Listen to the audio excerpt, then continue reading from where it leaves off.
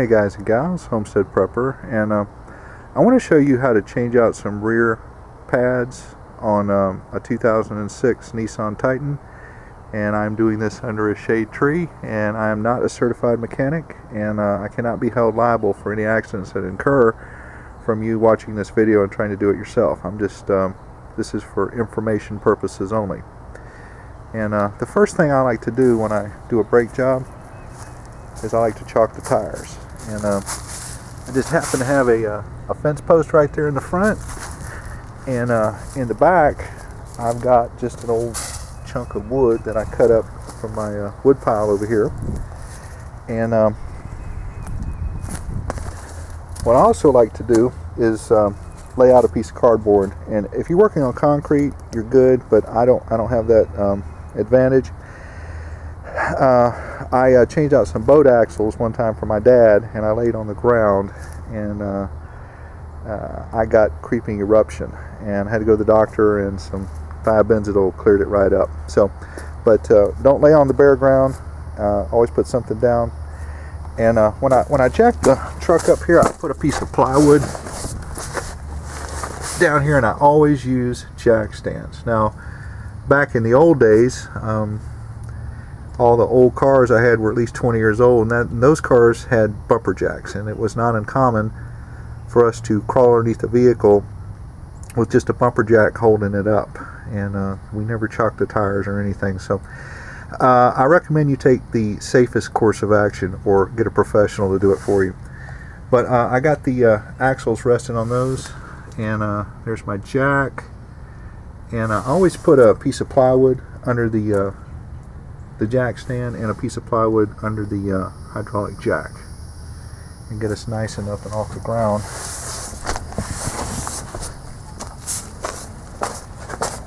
And this is what we're interested in right here, and these pads are thinning. I guess they could go a couple thousand more miles. My dad had a Ford truck he drove for 18 years, and he never had the rotors turned one time because he always changed the brake pads out before they needed to be turned. So another thing before I get started here is you want to take the lid off of where the brake reservoir is. So I'm just going to put it like that so nothing falls in it, but I'll show you the reason we're doing that later. Okay, well, there's the caliper.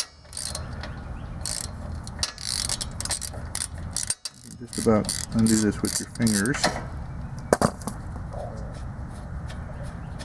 And I don't like using air tools on brakes.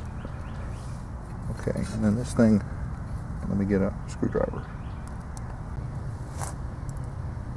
It might be a good idea to tie this up so you don't put all that stress there on that brake hose. But the way this one is, I don't think it's going to hurt it on this particular application. Now, it's got these little clips in here, and it comes with new ones. So what I'm going to do is just pop those off.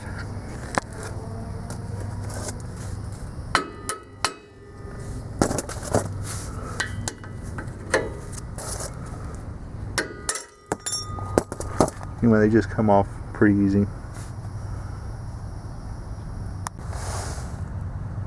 And those clips, they just beat right on there. They're pretty easy. See if we can put this one on.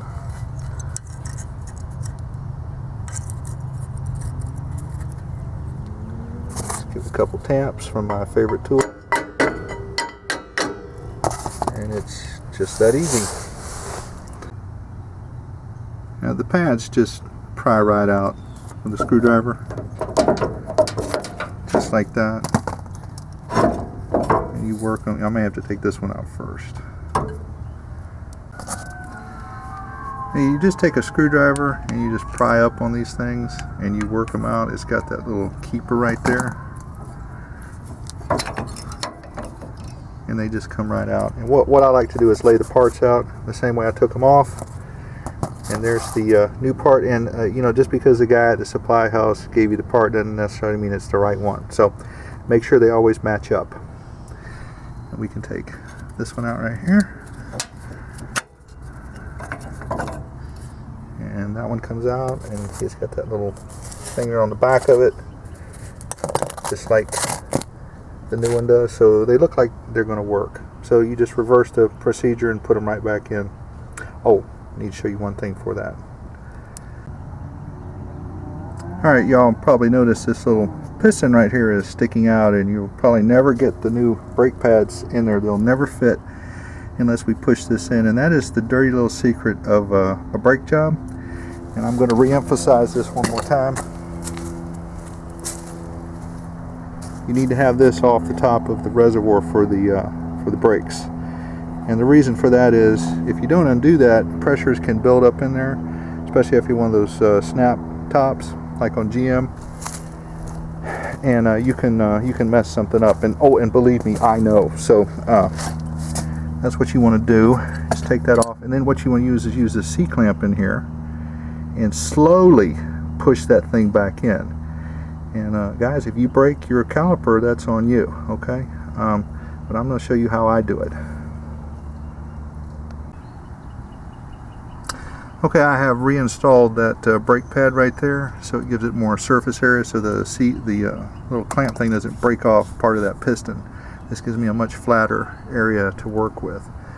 So just very slowly. It's kind of hard to do this with holding the camera.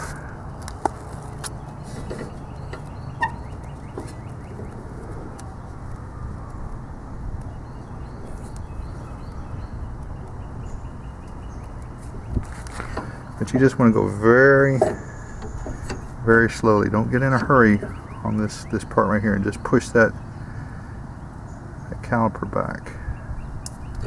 Just take your time. Let the fluid go back in there.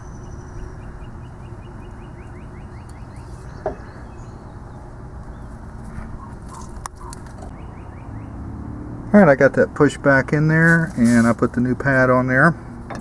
Could have left the old one on, but I got new ones. And then this is just gonna, just by hand, you can stick that on there, and it should be ready to go on.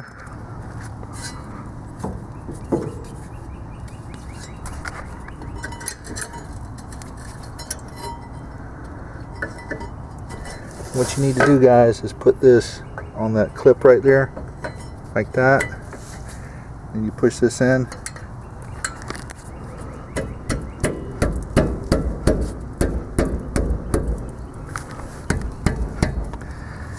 It needs a couple more taps. Alright guys, you want to set that little C channel right there on top of that clip right there.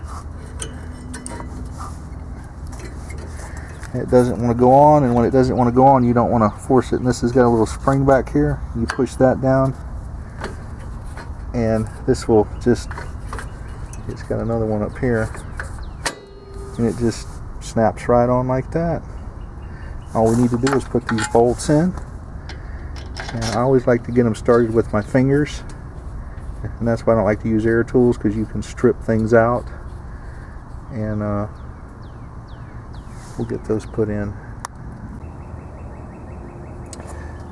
Okay, now I've got the thing in here, and I've got the bolts in as far as I can go, and I know you're supposed to use a torque wrench for this, but I'm just going to be doing this by feel, and just give it just a little turn here, and just give it a little turn here on the bottom. Now, I used to have a friend of mine, he was an animal, and he had a Corvette. He could take the whole Corvette apart with a hammer, a screwdriver, and a pair of vice grips, and of course he broke a lot of bolts off. So I recommend you get the right tools, and you more or less just get a feel. You don't want it too loose, and you don't want it too tight. Alright, that's on there nice and snug, and that's it, guys. All I gotta do is do the other side and put the tires back on, and we'll see how we're doing. Another thing, guys, what you want to do is you want to put these on by your fingers. Now, I know you've seen the guys at the tire shop, they use the air ratchet, but that's a good way to strip out these lugs. And the guys at the tire shop, they can swap out a new lug, no problem. So you want to do that, and you do not want to put it on with the air ratchet. It's great to take them off, but if you use that, you put them on too tight, you can strip out these lugs, and it's a pain in the butt to change them out. So I'm going to get a hand wrench and tighten those things up. Alright, I got them on there pretty tight, and you're never going to over tighten them if you just use a wrench like this. So okay, we want to remember to put this back on here, and we can see that the fluid level has been brought up. Had we changed all 4 brakes, it would have brought it right back up here to the full mark. So alright, I'm going to take these jack stands out. Just lift up on the handle like that, drops out. Move that out of the way. Don't forget about it because you don't want to run over it later. And all I need to do is jack up that other side after I let this side down.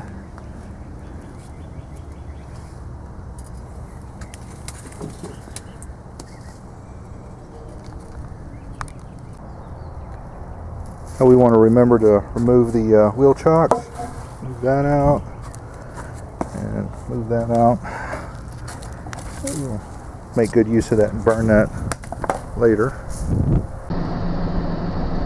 Alright guys, when you get in the vehicle, you start it up and just push on the brake, and you'll feel it go down a little bit farther than usual, and just pump it about 2 times and you'll feel that brake get really firm. But you don't want to just jump in your vehicle and put it in drive and just take off without checking it, and just go just a little bit like this, and then you hit the brakes and make sure it does stop and that you didn't screw up, you don't hear any clunky noises or you hear parts falling off, you know, and then hit it again, and it feels to me like I got pretty good brakes. And then once you get out on your road or whatever, just go a couple miles an hour, and you just want to just gently hit the brakes, and we don't hear any squeaking. And go up a little farther, we'll try it again. No squeaking.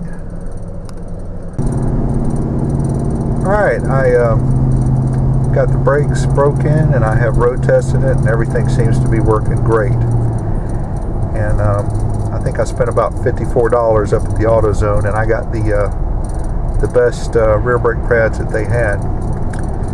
And I also want to take a moment here, and I just want to thank my dad, because he's the one who showed me how to do a brake job.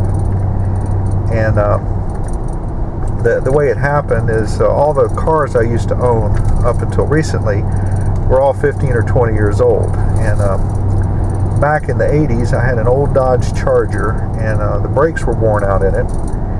And back then they had garages that were advertising that, you know, they could fix your brakes for $29.99 or $39.99. And I went in there, and the guy told me it would take $250 to fix the brakes on that car, and I just didn't have that kind of money back in the day. And I went to my dad and asked him if I could borrow $250, and he said he would loan me the money, but he could show me how to fix the brakes for like 15 bucks. I said okay, so I went and bought some new shoes. The car didn't have pads on it, it had shoes on it, it was so old. And he took the parts, well, he got the car jacked up in the air, and as he took the parts out, he laid them down one by one in a order, the same way he took them off. That was what was the genius about what he showed me, and that also applies to an alternator, a starter, or even an entire engine. And he showed me how to put the brake shoes on, and I said, well, what about the groove in the drums? And I says, won't that make the brake pads wear out faster? And he said, well, if you got a lot of money, you can, you know, buy some new drums, or you can just let the brake shoes, if they last you 6 months, you know, it only cost you, you know, $6 or $8, whatever it was back then, and just put some more on there. Don't cost you anything else to put them on. So he saved me a lot of money, and when I was able to save up, I ended up putting some new brake drums on that car later on. But Dad, I just want to thank you, and I hope this was helpful to everyone, and this is the Homestead Prepper out.